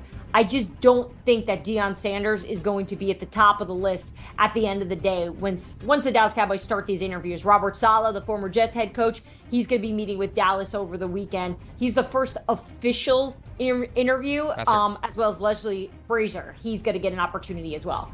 Diana, correct me if I have any of this wrong, but the way that you phrased that, I was not familiar with the details, that McCarthy wasn't so much fired as offered a contract that was insulting or that he couldn't take. So if you're making that as a detail, are you telling me, oh, no, Jerry Jones is telling everybody, I'm going to be in control of the coach. I'm not going to pay a coach a lot of money to coach the Cowboys. I'm going to pay them in power. They're going to have the blessing of being able to be somebody who coaches the Cowboys. Yes. So from what I understand, they never got to that like deep negotiation window. They just had enough conversation about what the future was going to be that they realized, yeah, this is not going to work. On top of the fact that it didn't hurt that Mike McCarthy had interest from the Chicago Bears and the New Orleans Saints sitting there. But I think for Jerry, I think Dallas fans are sweating this more than Jerry is, from what I understand. I think he feels very good that he's going to be able to get whichever coach it is that he wants. There's a little chatter about Jason Witten out there. Faster. We got to speed this up. Coach in waiting is what I heard. We got to speed this up. But then it fell apart because McCarthy got fired, right? Yeah, so Jerry's always loved Jason Witten. He's always wanted him to be part of the Dallas Cowboys at some point, at some extent. So I don't necessarily believe that he's going to be named the head coach of the Dallas Cowboys, but I do think it's a name that we got to watch over the next few weeks to see if he would be part of a coaching staff. Titans general manager Rand Carthon was fired last week. Right now, they're looking for somebody new to step in here. They've interviewed over 12 different candidates. They called back about 8 for the second interview. Mike Bergonzi, he's the Chiefs' assistant general manager. He was the most recent one to come back for that second interview. Marcus Freeman. At the end of the day, Marcus Freeman, happy at Notre Dame. He's had opportunities in the past before. He seems like somebody that doesn't really want to make that jump yet. He's got that patience, unlike we've seen other college coaches. I think he wants to stay in Notre Dame. Russell Wilson wants to be back in Pittsburgh. He's working out, ready to go. I don't necessarily believe the Pittsburgh Steelers are going to go 100%. Yes, Russell Wilson's going to come back. I think they're going to take the next few weeks to make a decision on what they want to do. Mike Tomlin is staying in Pittsburgh. There's definitely teams that are all watching that, but for him, Pittsburgh's not going to move on from Mike Tomlin. Aaron Rodgers. I think the new head coach and GM are going to make that decision. Woody is sticking to his word. He's going to let those coaches and GM make that decision, but I have a hard time believing he's going to be in a New York Jet uniform next season. Teenagers running the Jets. True. Rick and Jack are the sons of Woody Johnson. They have influence. They talk to their father. They want to run the Jets eventually at some point in their lives. Woody Johnson wants them around. Mike Vrabel. The head coach of the New England Patriots, they just went from being a franchise that has zero direction to having a full identity. I expect them to compete with the Buffalo Bills next season. It's the best move Robert Kraft could have made after obviously making a bad decision in hiring Gerard Mayo, despite the fact that his intentions were good. Mayo wasn't ready for the job. Mike Vrabel's ready to take this thing and try to get another Super Bowl for the New England Patriots. I'm sorry I did all that to you. Yeah, I kind of wanted to hear the rest of that Jets answer, too. I want to hear the rest of that Jets answer, and I blew it. Did I beat Mina? No. Well, you spent but it was my fault. She got better help from me. I ruined you at the end. It's my fault, not yours. I did not fall on my words once. The only reason why I stopped was just because I was talking and I couldn't hear your next question. I could have been even faster. I flew through that. Yes. At the end. But the first couple of questions we gave you in the speed round, you took your sweet time. You didn't give me the music. Right, well, the music was playing the whole time. If you gave me the music, I would have sped up. We'll do better next week. Listen, Diana, you've gotten great at all of this. I think you know this. Diana, surely you know this. I am trying to get the Netflix job. How am I going to get the Netflix job if I'm not winning in this round? You got to say Netflix correctly when you're under pressure. The Hammer. Thank you, Diana. I appreciate it. I feel a lot of this was greatly unfair, but I have to admit to something. I did a moment during all of that introspection, self-reflection. I was just lashing out at Jessica because she's been mocking the way that I look, and I didn't realize I was doing it because she pressed on what has been an eternal shame my entire life, since I was a boy, since I was an insecure little fat boy in phys ed. All I said, check the tape, Al Golden looks younger than you. That's all I said. I've always thought Dan was handsome. I remember the first time I met him. I was like, he's a good-looking guy. I never said he wasn't handsome. wow. I never That's said you very were nice. fat. I never said You're anything. falling for He's fishing for compliments, guys. You're right. You're right. You're right. Don't You're have to- right. just stand your ground. And he's eating that fish. Fried. I dated a guy that looked like him. Who, Dan or the guy on the You screen? dated John Favreau? Flounder. John Favreau. Rudy. I wish he was as charming as that guy, but he wasn't. It's weird that there's two famous John Favreaus, right? It is. Is the other one Yeah. famous? Is he Yeah. just he's famous for having the same name? That's not famous. I mean, Well, we know who he is. I think that counts. I don't think he's famous for the name. There's plenty of John Favreaus out there. No, that but I was aren't so famous. confused when I found out that the other John Favreau wasn't the John Favreau I was thinking of. There's also two John Krasinskis. What? Yeah, one of them works for The Athletic, covers Minnesota sports. You got to change your name, pal. No, I think so. no, like it's an Office Space situation. He should change his name. Michael Bolton. There you go. She gets it. She's still with us. Okay, While texting. we thought we were. What news do you have on your phone right now, Diana? Your life is crazy. Do you want to hear something yes. funny? Someone just texted me about the Brady stuff with broadcasting and ownership. So I got to go work on this, but See, other people care Interesting. too. Diana, please tell, like, honestly, what your day is like. How much news will come over that phone, legitimately breakable news, in the next 30 minutes? it's not breakable. It's usually just details of stuff that's happening. That's usually what I'm working on, is just getting little nuggets all day long. Okay, thank you for the compliment I forced out of you. I'm sorry that there was so much objectification in that. I don't like being compared secretly to Flounder from Animal House, and I've been trying to keep that in disguise that it doesn't hurt for 20 years. Speaking of Nuggets, Vice uniforms back tomorrow against the Nuggets, huh? This guy. It's been gonna be 10 great. minutes already. And what, it really did. The time really did fly, didn't it? Because he wasn't here. Love you too.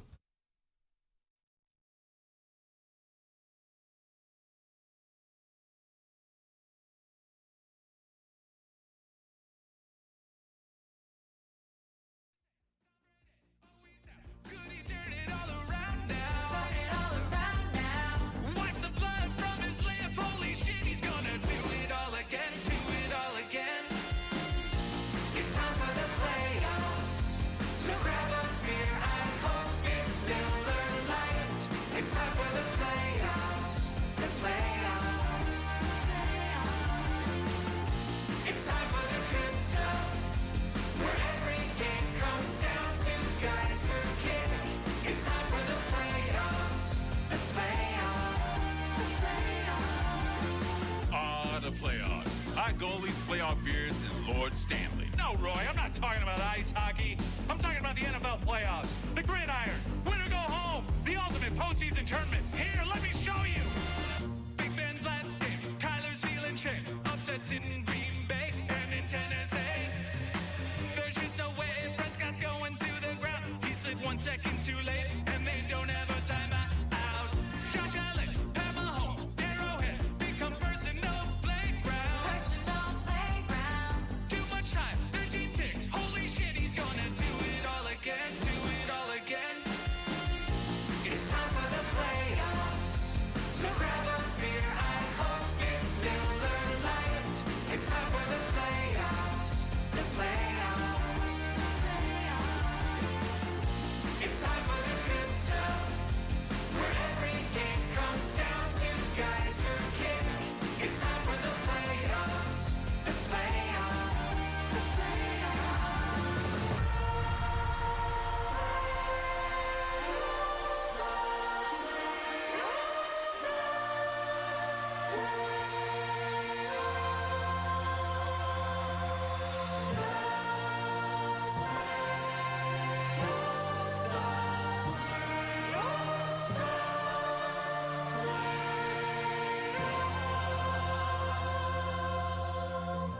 Playoffs sometimes mean having to say goodbye, even if you're not ready.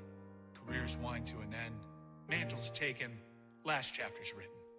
But stars emerge to write new, exciting stories. For every door that closes, a new one opens. For every immunized quarterback that falls short, there's a young hotshot ready to take his place. There's nothing quite like the playoffs. Heavy is the head that wears the crown. I'm talking about the greatest of all time. He can turn it around in just one play. You can watch it all happen in the play. Never is afraid. I see his face. The chosen.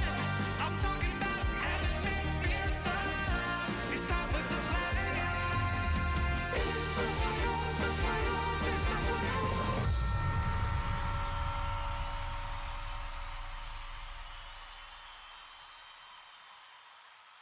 Evan McPherson? The GOAT? He's a kicker. I mean, Tom Brady's bed's still warm. Tom Brady just left. You're the greatest of all time. You're the greatest of all time. He's beautiful in every way. It's out of control. He throws the ball most accurately and won 7 rings. So good at backing. He's been to our decade teams. A 6th-round draft pick with a chip on his shoulder and a dimple on his chin. You're the greatest of all time. You're the greatest of all time.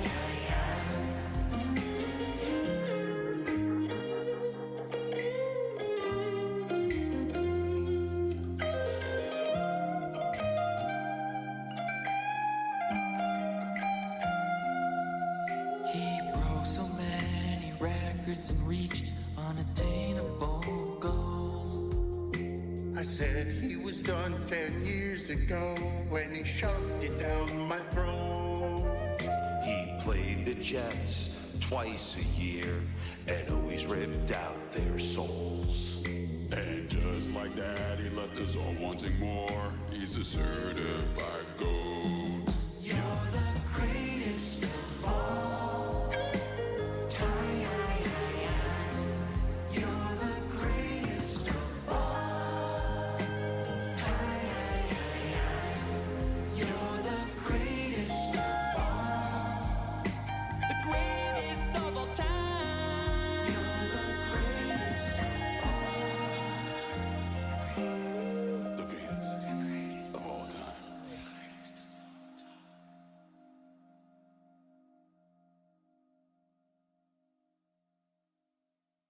Huzzah! After an incredible season, the big game is finally here. Ugh, have fun. I don't even care who's in the big game, unless it's my Steelers. Come on, Jess. A game they call Super and a town they call Tinsel await. Which oversized behemoths will control the trenches? Which variety of barley wheat lager will woo the consumer? Which 90s rapper will solicit the most yearning nostalgia? There's oh so much to decide.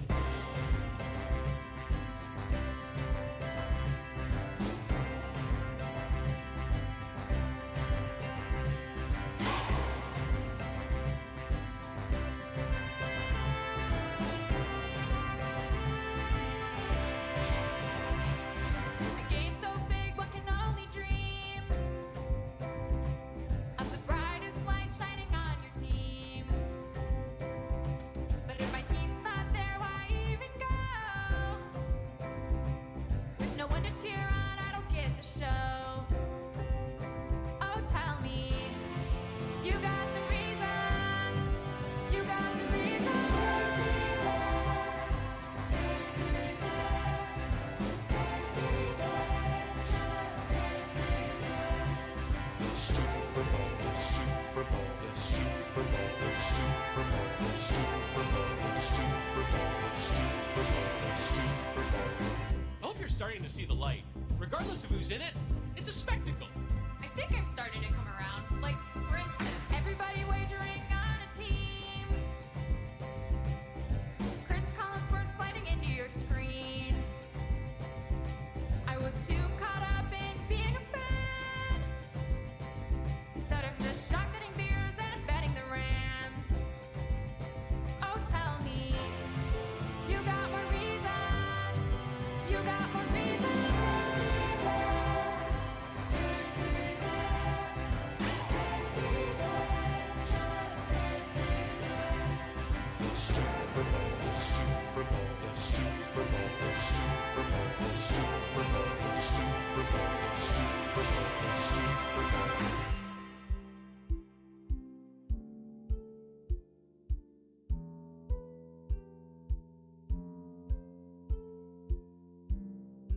Anything you want, everything you need, you can get it all. Pat McAfee, writings on the wall, what's it gonna be? You'll see Marshall Falk and Mariucci. Anything you want, everything you need, you can get it all from Dominique. Writings on the wall, what's it gonna be? You can get it all. Kyle Brandt's Hemmings. Going out west for the Super Bowl. Going out west for the Super Bowl. My team's not there, but I'm gonna show. My team's also not there, but I'm gonna show. Everybody knows it's bound to be. Everybody knows it's bound to be the greatest night for you and me. Come on now.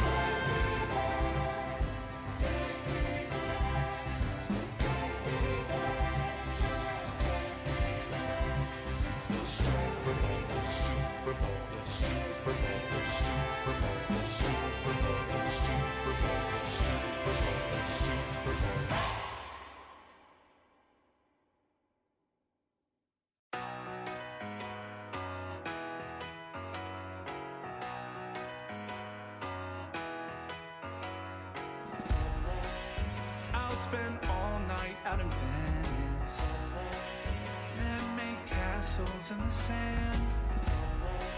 Santa Monica's calling, but I'm here to cover the Rams. I'll stay in and avoid chateaus. If I lose, then I'm on Skid Row. Just one drink to begin, not like that's a big sin.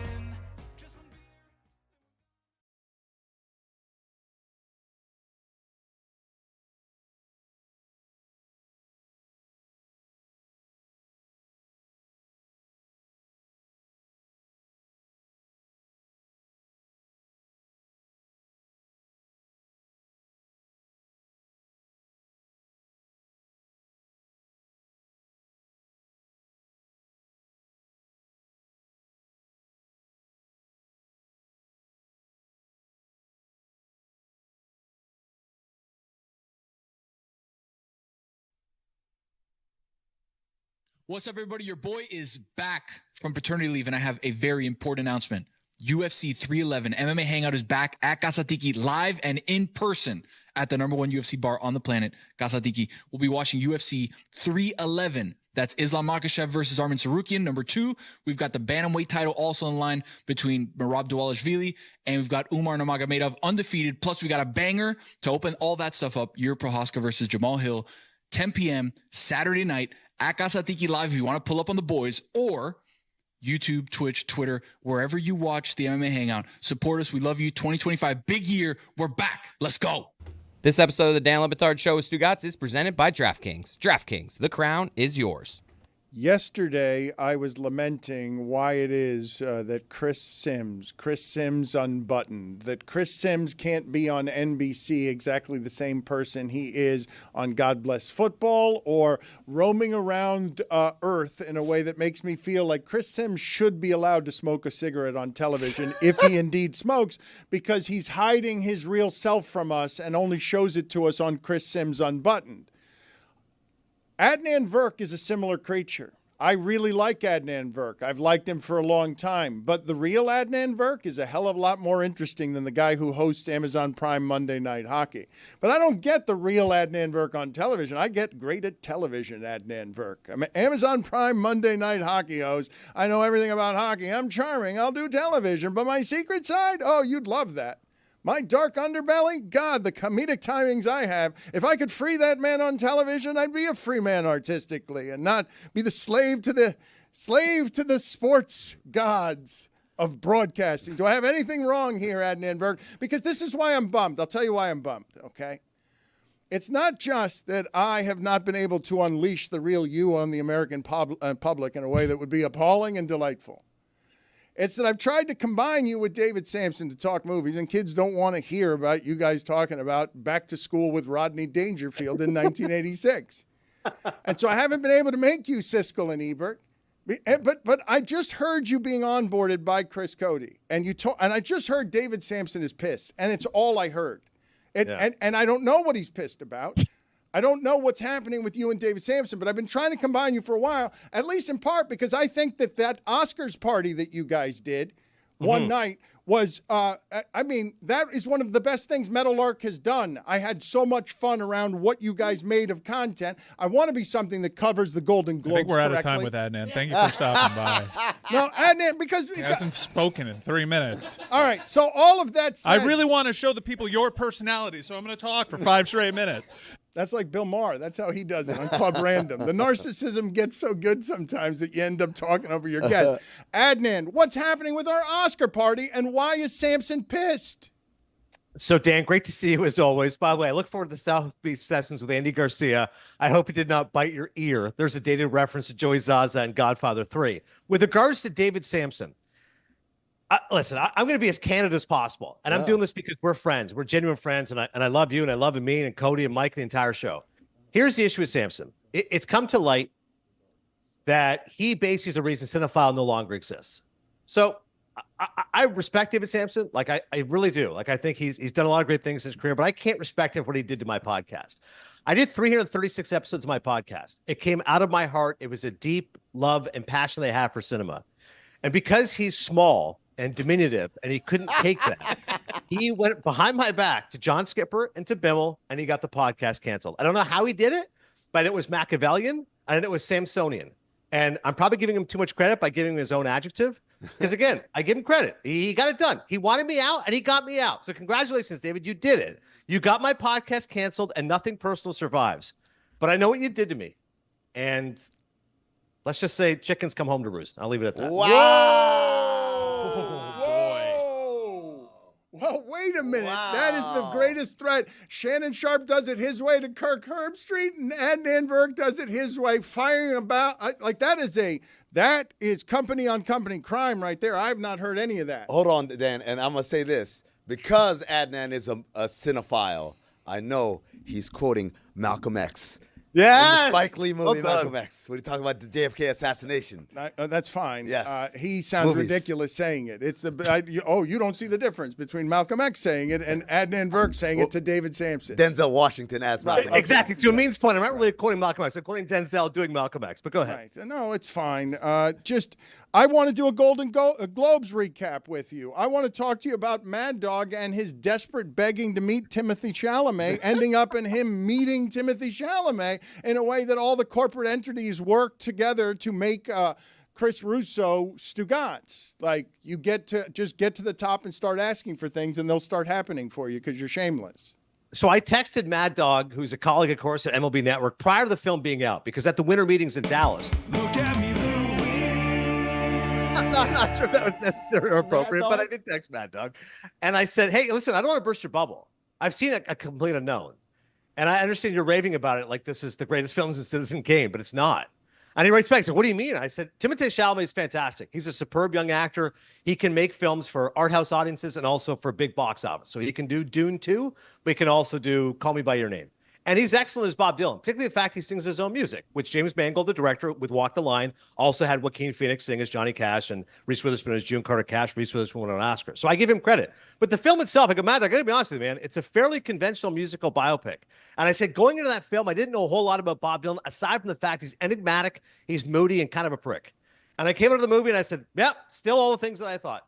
I understand what really the purpose of the film is. And he's very angry. He hasn't seen the film, but I can tell, like, Mad Dog, you keep talking. This is like December 4th. You haven't seen the movie. You don't get the screeners like I do. You're not a member of the Critics' Choice Association. You're just loving this movie. That's you've cheapened it by not. That's where it's deserved. That's where. That's exactly where. Right. Like, what are your credentials? Again, go ahead. No, please tell me again your credentials. Tell them. Go ahead.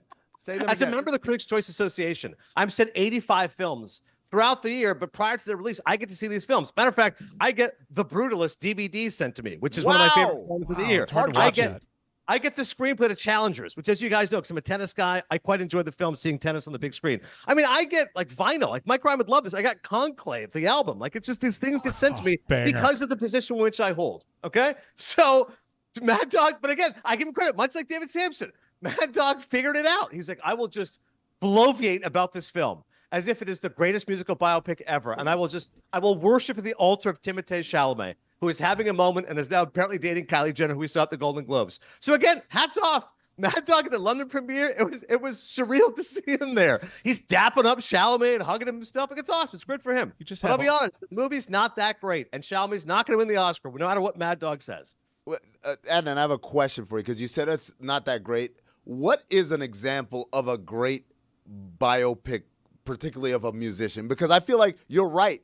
They're all kind of blah. I remember when Rami Malek won for the Bohemian Rhapsody, a joke. And I was like, this movie is basically so a bunch of people who grew up listening to Queen could relive those songs. It was so like distorted. It was like someone be like, the situation would be like, hey, we will rock you. Like, hey, that's a song. And then that's not how it happened. None of that happened like that. But it just allowed people the nostalgia of like, I remember that song when I was in high school or middle school or whatever, and they sang it. So what, because you've watched so many of these, what is an example of, oh, this is actually really good?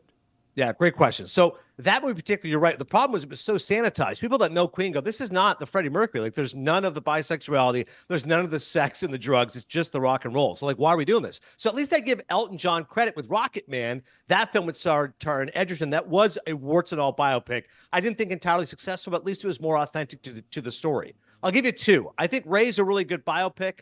Taylor Hackford's a good director. I thought Jamie Foxx was immersive in the performance, and I thought I learned about Ray. I learned, and I got to see, again, the warts and all depiction, the womanizing, the bad behavior, in addition to the musical genius. And I also think Mangold, who directed A Complete Unknown, did a much better job with Walk the Line. Like, I thought that was a genuinely stirring musical biopic. Johnny Cash is a fascinating character. It was one set of him. He walked with God, but partied with Satan. And I thought he was able to nail that dichotomy in the movie, that Cash is a guy who was a believer, but also had a serious drug problem, and that Reese Witherspoon, playing June Carter Cash, really was saintly in terms of bringing about his rehabilitation. I think sometimes what happens, I mean, you have these, as they call it, cradle to the grave biopics, meaning you have to show when the person's born, then go right till their death. Doesn't always happen.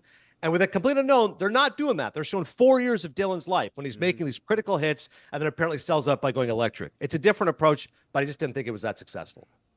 Given the degree of difficulty, I ask this question sincerely. In the history of made movies like this that a main actor would take and try to, Hollywood up, is there a biopic creature less likely to have any interest in this being done on him than Bob Dylan in the history of like cinema and art and music and everything else? Like, wouldn't Bob Dylan be the most likely reputationally to absolutely hate in the history of human being celebrity that this movie is being made about him?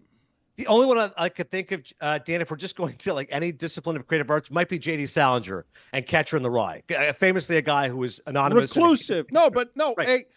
A famed recluse. This is purpose. Look, this misremembers history so much to have this actor try this role for an artist who would think this the most despicable thing in the history of capitalism and commerce. What would Bob Dylan say honestly he really feels about the doing of all this? I've seen his you can parse whether or not he was being honest, but I've seen him praise the performance of, correct. of Mike's Chalamet. right. I didn't say anything with the movie, but he did say Chalamet did a hell of a job. So I don't know if he's just being genuine and kind to Timothée, but yeah, I can't imagine him sitting through the film enjoying it. No Direction Home, which was a brilliant Scorsese documentary about Bob Dylan. Again, you get the sense that he's so reluctant and so recalcitrant to have any sort of examination of his life. He doesn't want to talk about it. He doesn't care about it. And you're right. He's on the short list of people who I just think have zero interest in this adulation.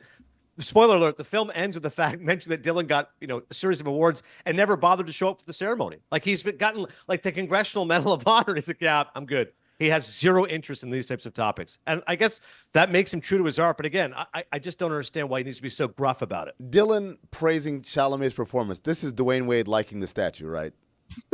Right, that's what that is. I just don't understand. I don't understand how any of it is allowed to exist by America. Like, Bob Dylan's supposed to represent art and would find all of this offensive. Just all of it, I would think. Or am I just attaching what people... He's really good at having people assume that about him. Yes. Because they create a mythology, or because it's so? Well, because he's quiet, people build a mythology around him. Like And- Kawhi Leonard. Yeah, exactly. It's exactly like Kawhi Leonard. Apple time. Yep. He's the host of Amazon Prime Monday Night Hockey, and I feel a bit of shame that I'm not out here talking more about Spencer Knight being a god and the Panthers and the Bruins playing amazing hockey. The sport is moving very fast for the regular season. It needs to slow down. All of it needs to slow down. I need to have a life. I cannot care about why it is that Winnipeg's power play is so good or Connor McDavid is slightly less than what I thought he was. Dan, don't worry. We'll slow down for 2 weeks, in which USA and Canada finally play with NHL players for like the first time in a decade during the Four Nations Challenge. I love the fact Mike Ryan is going to be at the Four Nations. That is fantastic. Mike Ryan, special correspondent. Mike knows I'm not working it for Amazon. I might just go to Montreal. You know what? I think it's going to be an incredible tournament to see the best on best with the. And by the way, for all my American friends out here, USA is favored. They have the better team, certainly in goal. Connor Hellebuck not only is going to win his third Vezina, he might win the Hart Trophy this year. Like, he's been incredible. He's got more shutouts than losses. And the fact that he's standing tall in the U.S. net, I think it's going to be a hell of a tournament. Canada still has a ton of offensive firepower. Speaking of the Florida Panthers specifically, Dan, one of my favorite moments this year on Amazon Prime was getting an interview with Paul Maurice, who says he's the anti-Bob Dylan. He is as good a quote as you will meet. He's self-deprecating. He's funny. He's charming. One of my favorite people in sports. Mo's the best. Adnan, before you get out of here, Golden Globes, do you want to give me as much information as you can? Let's speed the music up on him as well. You know what? We did this to Diana Rossini. Hey, he doesn't talk fast enough. This is the thing. Here's the thing. I don't know what exactly are the inner workings of him and Samson. I will have to find out the details on. How much more apparent can I make this clear to you, Dan? He gets cinephile canceled. Now he's not showing up today because he's a baby. Well, what happened? Showing up? What did he not show up for? You listen. You were on the text chain. You asked him to come on. No, but I haven't seen my phone because I've been busy talking at you. Okay, well, the text literally says, "I'm not coming on the show today." You can read it right now. That's a trademark bedside manner that we love so much about David. Let me get. And by the way, I'd still love to do the Oscar show with or without Samson. We have plenty of capable people here. Mike Ryan's great, Amin El Hassan, etc. I don't know why we need David Sampson's authority to do an Oscar show. For the record, Okay, because he's gotten near the money. Like, which part of this are you guys not understanding? Keyword there is money. Oh no! What have we he is done? giving the money. I'll give him that. He's got the money. What do you mean? What have we done? I needed his help with the money. We're arguing over T-shirts. I asked you people to handle all of this for me. We put a wolf in charge of the hen house. Play the music. Bob Dylan would be disgusted by this conversation. Adnan Virk, Golden Globes recap. As much information as you can give us, as fast as you could give it, because the real Adnan Virk cares about this. Shh, spoiler alert, more than hockey. Don't ever say that. And he How loves dare it. you. And more than tennis. And he loves those things. No, you love the arts. You love getting those little gifts from Scorsese. Actually, guys, I have to bring the fun down, but I do want Adnan to weigh in on this, and it actually ties two of his passions together, cinema and baseball. Just came across the wire. Bob Uecker has passed away. Oh, no. Oh, man. Wow. Yeah. That's devastating news, Mike. He's like an all-time legend. Man. You know, it's funny. For a generation of people, they'll know him just because of Major League. And he's brilliant in the movie, and he ad-libbed everything in that film. Bob Costas has told me that, who's, of course, a friend of the show and a dear friend of Bob's. But Bob Uecker, if you didn't know Major League, you didn't know Mr. Belvedere, which he was on the show as well. If you just listened to him as a baseball guy, he was absolutely brilliant. Like, he actually gets way too much credit for how funny he is and how entertaining a personality he is, and not enough credit for what a great baseball announcer he was. And he was still calling Milwaukee Brewers games. And, you know, even after this past season, when Craig Counsell went to the Cubs, they thought Milwaukee would go down a step. No, they're still in the playoffs. And Bob Uecker was calling playoff games and still bringing it, and was such a joy to listen to. Oh, man, that's a tough blow for baseball fans, man. Uecker was I mean, you can have Tim Kirkton on. Tim can tell you stories for years. He said the greatest master of ceremonies ever was Bob Uecker. He's just so funny and so charming, and that's a big loss for the sport of baseball. Dan, now you go. Meantime, Demi Moore wins her first Golden Globe. That's her first major award in 45 years of being an actress. And again, I'm not the one to say that she should have been lauded with laurels for A Few Good Men. She was Oscar nominated for Ghost. G.I. Jane, of course, is a big box office hit. Striptease less successful.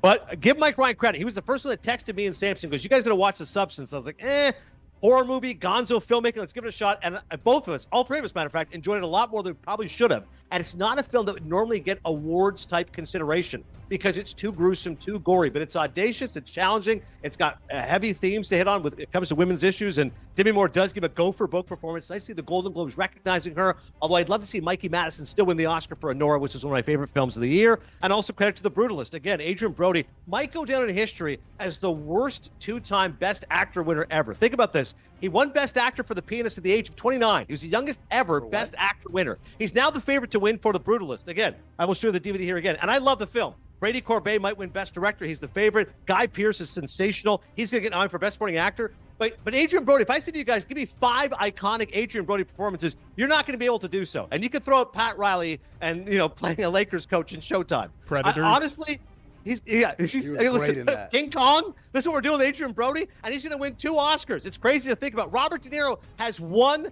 Best Actor Oscar ever for Raging Bull. Adrian Brody's about to win his De second. Niro could never be in Predators. It shifted the paradigm. Instead of the Predator coming to Earth, he took a bunch of Earthlings to his planet. Uh-huh.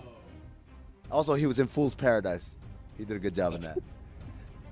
Adrian Brody on his way to an Oscar. Give me the joy that you get in your life, any kind, of being able to wave at us that I get this DVD because of my movie credentials. No, that's not what it is. I'm just trying to establish credentials, Dan, because people say, who is this loudmouth? Who do you think you are that you get to opine about films? You're just some sportscaster on MLB Network. You're a hack, damn it. And I said, no, I'm not a hack.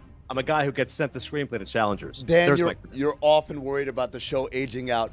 How many of our listeners know what a DVD is? I can't believe that he's just waving it around. And what is give me Dan, you flush it, I flaunt it. That's a difference. No, I'm just asking you that what I want to know is if I give Adnan Virk the moment that he can show America what his credentials are, and he could hold up in front of America, let me show you, America, how credentialed I am.